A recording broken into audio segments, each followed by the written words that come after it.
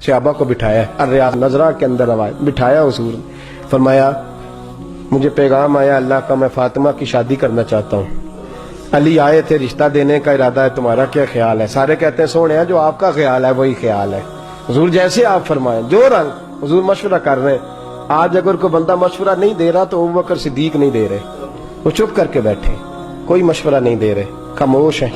थोड़ी देर गुजरी तो मेरे रसूल पाक उठ के सेन में गए, तो हजरत सिद्दीक अकबर भाग के पीछे गए, हुजूर के सामने ना यूं हाथ बांधे और कहते सोनिया इजाजत दें तो दो जुमले कह लूं।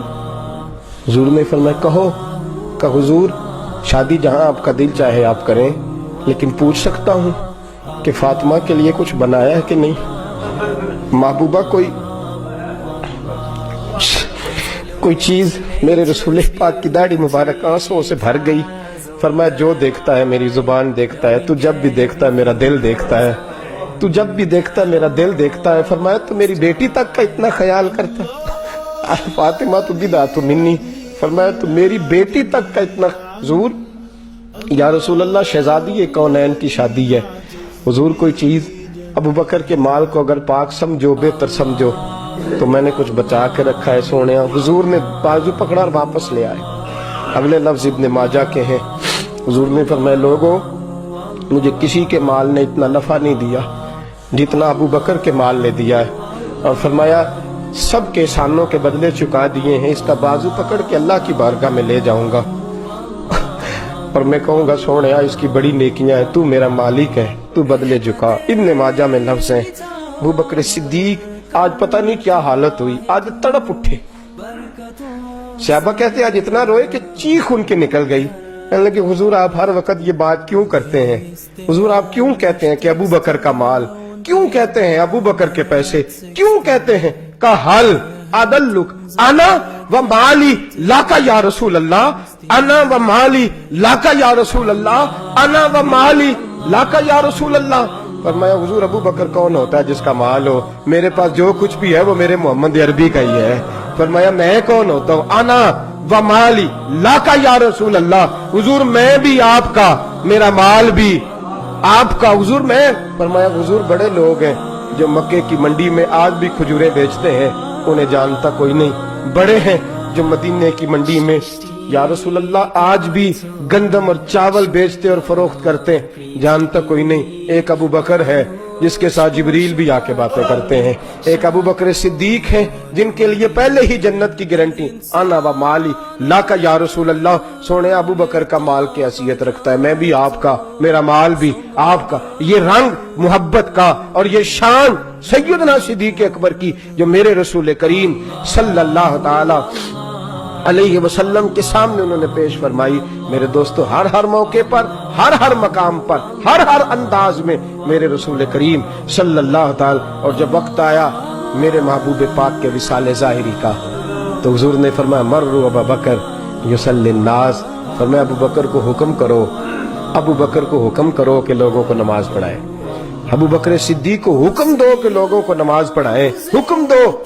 सैयदा आयशा सिद्दीका रो पड़ी, कहने लगी या रसूल अल्लाह आपका मुसल्ला खाली देखेंगे तो मेरे वालिद बर्दाश्त नहीं कर सकेंगे। या रसूल अल्लाह कैसे खड़े होंगे, ताकत ही नहीं। फरमाया मर्रो अबू बकर युसल्लिन नास, हुक्म दो अबू बकर को लोगों को नमाज पढ़ाए। हुजूर खाली मुसल्ला देख के ताकत नहीं रखते खड़े होने की। हुजूर अलैहिस्सलाम ने फरमाया तीसरी मैं तुम्हें कहता हूं हुक्म दो। और अगले लफ्ज क्या है? फरमाया ना मोमिनों को गवारा है, ना अल्लाह को गवारा है, ना उसके रसूल को गवारा है कि अबू बकर की मौजूदगी में दूसरा कोई इमाम बन सके। ना अल्लाह को गवारा है, ना मोमिनों को गवारा है, ना उसके रसूल को गवारा है कि अबू बकर की मौजूदगी में कोई दूसरा इमाम। देखो ना कैसी बात है। हजरत मुजद्दद अल-फिसानी रहमतुल्लाह अलैह मकतूबात शरीफ के अंदर कमाल करते हैं, बात फरमाते हैं कानून है कि जिस जगह की मिट्टी लेके किसी को पैदा किया जाता है वहीं उसकी कब्र बनती है। जिस जगह से खमीर पहुंची वहीं पे खाक जहां का खमीर था, जहां से मिट्टी लेके इंसान को बनाया जाता है, उसी जगह उसकी कब्र बनती है। फरमाया देखो ना जिस जगह से अल्लाह ने मिट्टी लेके मुस्तफा के बदन अतहर को बनाया था, साथ से ही मिट्टी लेके अबू बकर को बना दिया, और साथ थोड़ी जगह से मिट्टी लेके सैयदना उमर फारूक को बना दिया। فرمایا جن کی مٹی کا خمیر برابر کا ہو ان کا روزہ بھی برابر میں ہے اور صبح قیامت جنت میں مکان بھی برابر برابر ہی ہوں گے. یہ برابر ہیں اور برابر ہی ان کے مکانات رہیں گے. حضور نے ساتھ میں ان غلاموں کو قدموں میں جگہ عطا فرمائی ہے. میرے دوستو یاد رکھو سیدنا ابو بکر صدیق رضی اللہ تعالیٰ عنہ کا جو مرتبہ میرے رسول کریم صلی اللہ علیہ وسلم نے بیان فرمایا، اور پھر حضور نے فرمایا خالی محبت نہیں، اس نے اپنے آپ کو رنگ میں بھی رنگا ہے. فرمایا 360 عادتیں ہیں اللہ کی جو بندوں میں ہونی چاہیے، محبت، پیار، سخاوت جو بندوں کے اندر ہونی چاہیے. ایک بھی اگر کوئی بندہ اپنے اندر پیدا کر لے تو اللہ بے حساب جنت دے دے گا. حضرت صدیق اکبر کہنے لگے حضور میرے اندر بھی کوئی پائی جاتی ہے؟ فرمایا نہیں.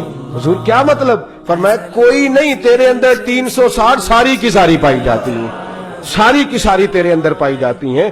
میرے سیدنا صدیق اکبر کی میرے دوستو اخلاقیات حاصل کرنے کے طور پر بھی حضور علیہ الصلوۃ والسلام نے فرمایا میری امت پر سب سے زیادہ رحم کرنے والی ذات ابو بکر صدیق کی ذات ہے، میری امت پر سب سے زیادہ رحم کرنے والے. اور فرمایا صبح قیامت نبیوں کے بعد اللہ ابو بکر کو کھڑا کرے گا جو کہیں گے کہ یا اللہ میرے محبوب کی امت کو معاف فرما دے. اور بڑا ہی خوبصورت جملہ ہے، مولا رومی نے لکھا ہے، فرماتے ہنس پڑے سیدنا صدیق اکبر مولا علی کو اور کہنے لگے علی تجھے مبارک ہو. حضور نے فرمایا تھا قیامت کے دن علی جنت کے دروازے پہ بیٹھے گا اور جس کو علی اجازت دے گا وہی جنت میں جائے گا. تو حضرت علی رو پڑے، کہنے لگے تمہیں تھوڑی بات بتائی ہے، اگلی بات میرے مصطفیٰ نے مجھے بتائی ہے. فرمایا اگلی بات کیا ہے؟ فرمایا حضور نے فرمایا علی جنت میں صرف اسی کو بھیجنا جو ابو بکر سے محبت کرنے والا ہوگا، صرف اسی کو جنت میں بھیجنا جو ابو بکر سے پیار کرنے والا ہوگا.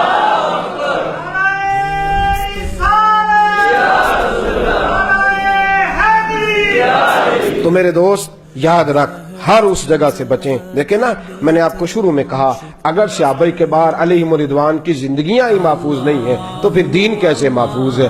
اگر یہاں ہی صفائی نہیں ہے معاذ اللہ پھر صفائی آ کہاں سکتی ہے؟ میرے رسول پاک صلی اللہ علیہ وسلم نے نا مسجد نبی میں صحابہ کے دروازے تھے، حضور نے فرمایا سارے دروازے بند کر دو، صرف میرے ابو بکر کا کھلا رہے، صرف دروازہ.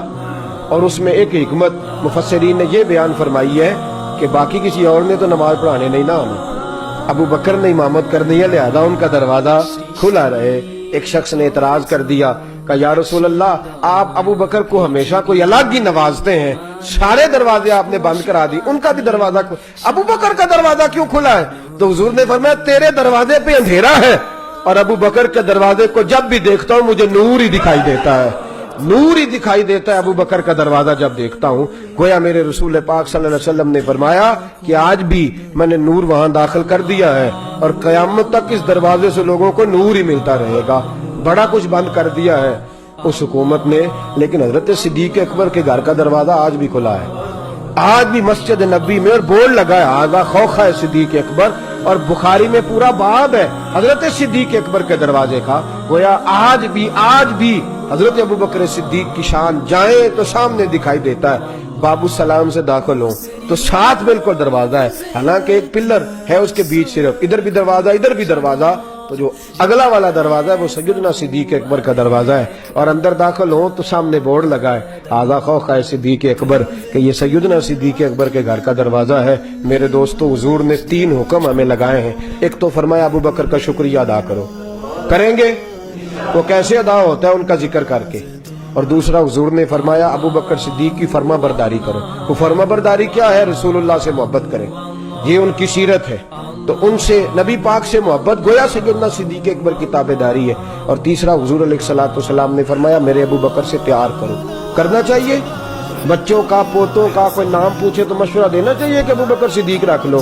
کبھی کبھی کسی ڈائری پہ اپنے قلم سے سونا کر کے ابو بکر صدیق لکھنا چاہیے، ان کے اقوال یاد کرنے چاہیے، ان سے پیار کرنا چاہیے، ان کی زندگی کو اپنانا چاہیے. یہ ہمارے نبی نے ہمیں حکم دیا ہے، ہمیشہ مدحت خیر الانام میں گزرے.